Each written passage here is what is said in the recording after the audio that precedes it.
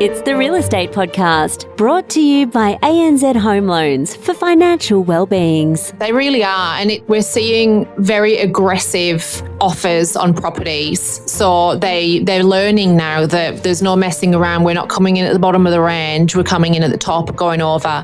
There is a lot of properties that sell over the top of the range at the moment. And that is Bec Marciano on the Real Estate Breakfast this morning as we launch into a brand new week of real estate around Australia. Every Monday, most times you just can't read where the next property story is coming from. There have already been so many different developments across 2025, but that is just the nature of the industry. And it does surprise and challenge our thoughts on a daily basis, doesn't it? Often taking up way too much attention and can be all-encompassing, that is for sure. And was the weekend of 2 days property mayhem with decision-making? It is often the way on a Saturday and Sunday.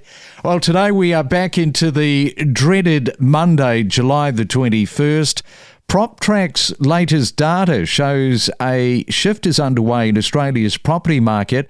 This is interesting. As interest rates cut and boost borrowing power, buyers are targeting both affordable hotspots and high-end suburbs at the same time. The gap, if you look at the price growth between cities like Brisbane, Adelaide and Perth, and larger markets of Sydney and Melbourne, is now starting to narrow. And price growth is converging nationwide, with premium suburbs gaining traction again. And we are going to highlight one such area this morning as we catch up with Bec Marciano from one agency in Mildura. Good morning to you, Bec. Welcome into the Real Estate Breakfast.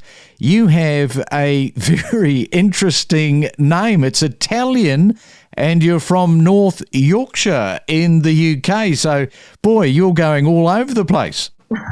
That's correct. Thank you for having me on today. Tell us a little bit about what is making this market stand out. You've got a population of around 45,000.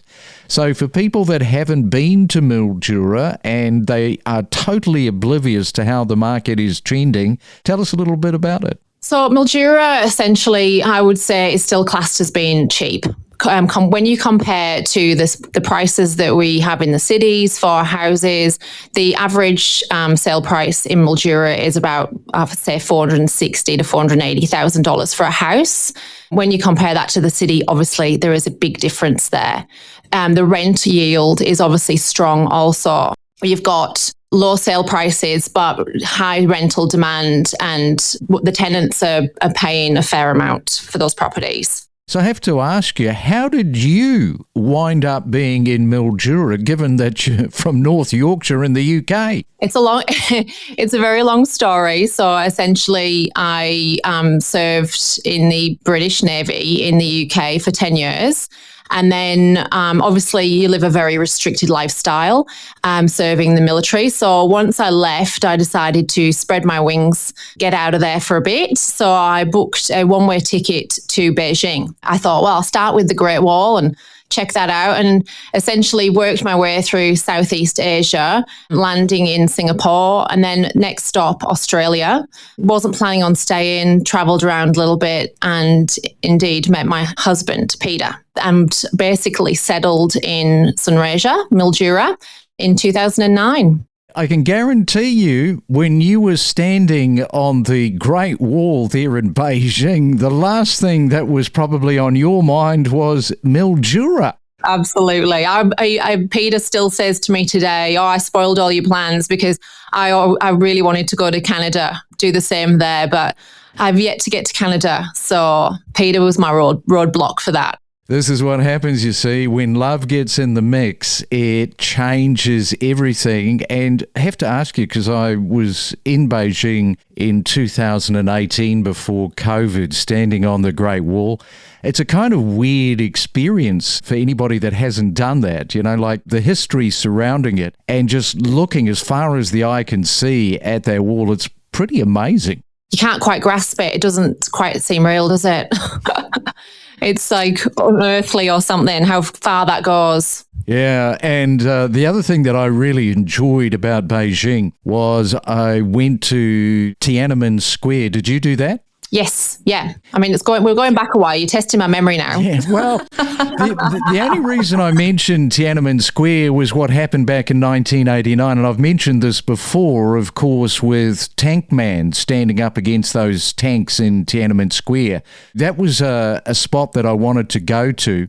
We got out of the van, walked into Tiananmen Square, which is actually patrolled by police, and he pointed out the area. So I was kind of standing in an area where Tank Man was, and it was a really weird experience, sort of taking all of that in, and suddenly the military turns up and asks, hey, what's going on? But yeah, do you remember that, Tank Man? Yeah, I do. Yeah. It was a definite defining moment in history, wasn't it? Certainly was. Now, getting back to $480,000, that's going to buy you a house in Mildura. What does that get you? Like, just sort of describe the stock and the land size that somebody is picking up for that. So you'd be looking at least a 3-bedroom, 1-bathroom home as a minimum. It depends on the areas also, but you essentially would get, even a 3-bed, 2-bathroom home for that on approximately, say, 700 square metres of land.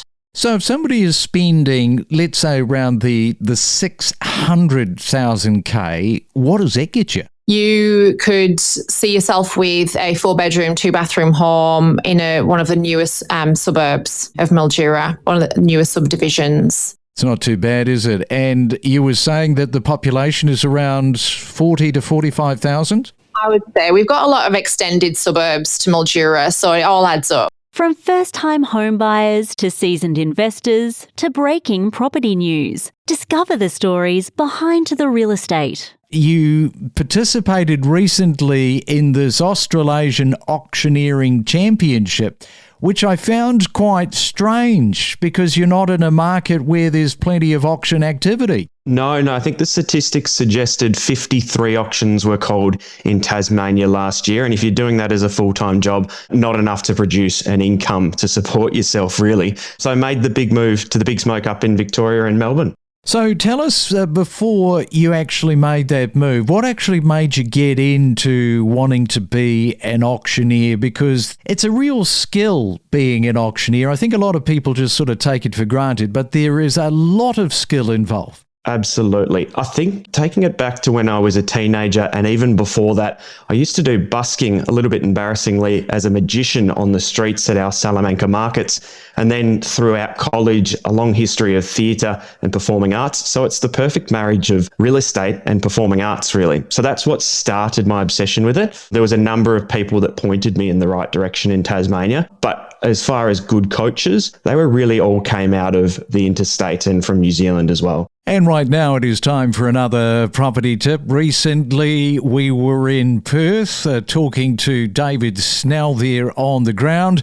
David, you have got something for people to think about. Thank you, Craig. Well, the tip I would give is this. A lot of sellers call the real estate agent up when they're ready to go to market or they're ready to sell. And maybe they've even put an offer in on another property and suddenly they better get a real estate agent. My tip would be call the agent in 3 months in advance, maybe even 6 months in advance, because their advice is not only the selling process, it's the preparation for sale process. And if agents are anything like me, they have a bevy of tradespeople at their fingertips that are good, that are maybe cheap, that are available, and can give great tips on the preparation for sale. And if it involves painting, for example, or carpet, it sometimes takes a while to get those things organised, to get the tradespeople organised. Use the real estate agent to your advantage in the preparation phase rather than just wait to the last minute. And I think you'll gain tens of thousands of dollars on the positive side of the ledger if you do that. Remember to follow us on any of the podcast platforms so you never miss a real estate podcast. You can follow us on Apple, Spotify and Amazon. Know your property with us. And first-time buyers, they're coming from Melbourne, they're coming from Sydney. You've got the unit market there that is ticking along. 350 grand will get you into a unit. So we're essentially looking at unit would be, say, a 2-bedroom, 1-bathroom. 350 would secure that, no problem. Some of them have body corporate. We recently sold one for 354. It was a very neat 10-year-old unit, 2-bedroom, 1-bathroom, nice, neat little garden at the back and the front, and a shared driveway. And just how busy have you been with these first home buyers coming out of Melbourne and Sydney in 2025? I remember having a conversation at the end of just before Christmas last year, and we were getting phone call after phone call from buyers, agents and investors. And we sat down and said, how long is this going to last? Like, surely we've had months of this now. Like, they're going to move on to the next hot town probably in the new year. So let's make the most of it. But now it's July and we're still seeing the same amount of demand, if not more. So, for example, recently I've sold a very neat 3-bed, 2-bath, and I had 20 offers on that property, all of which were from out of town investors, Melbourne and Sydney. Yeah, so buyers agents, when they see an area that is starting to tick up, which is the case there for Mildura, should also mention Melbourne and Redcliffe have all seen a rise of around 6% just in the last 6 months. So when they see, those rental yields heading in the right direction, boy, they're like a pack of bees, aren't they? They really are. And we're seeing very aggressive offers on properties. So they're learning now that there's no messing around. We're not coming in at the bottom of the range. We're coming in at the top, going over. There is a lot of properties that sell over the top of the range at the moment. But obviously they're battling hard to secure some real estate. That is the place at the moment that has plenty of growth left in it. Mildura, is that a place that you have considered, first-time home buyers? We'll leave it there on our Monday. Thanks so much for coming on, Bec, and sharing us your story on how you went from Beijing all the way to Mildura. You're now selling real estate there. You've got the kids. It is the family life. Well done to you. Thank you. Yeah, I love Mildura. I would not bring my children up anywhere else. It's a great little town. It's your weekday real estate breakfast with news, interviews and predictions every morning on the Real Estate Podcast. We went to multiple different auctions and kept not being able to get the property we were looking at, and you kind of become obsessed with tracking all the auctions that are happening around you until we finally adjusted our budget, and actually were passed in on the auction for the house we currently live in, and they had to get into a trade war. And of course in Darling Point is, one of Sydney's or one of this country's most exclusive locations. Whether you call it a mansion, I'm not sure. It's more likely wedged between two mansions. It's very skinny. They've made the most out of it, I have to say. But someone who's on the actual water down there now it's 20 million to 50 million, probably, if they're going to cash out or sell their place. Up here, you can buy on the waterfront for somewhere between 1.5 and 2.5. So you're going to put a lot of money in your bank. So I'd be sticking with Ross and saying, hey, his bond with his daughter's never going to change. The girlfriend may change over time. So either have a rock solid contract or just say, he can give his money to the daughter. The girlfriend can rent perhaps until that situation changes. We connect you to the best real estate information across Australia. The Real Estate Podcast.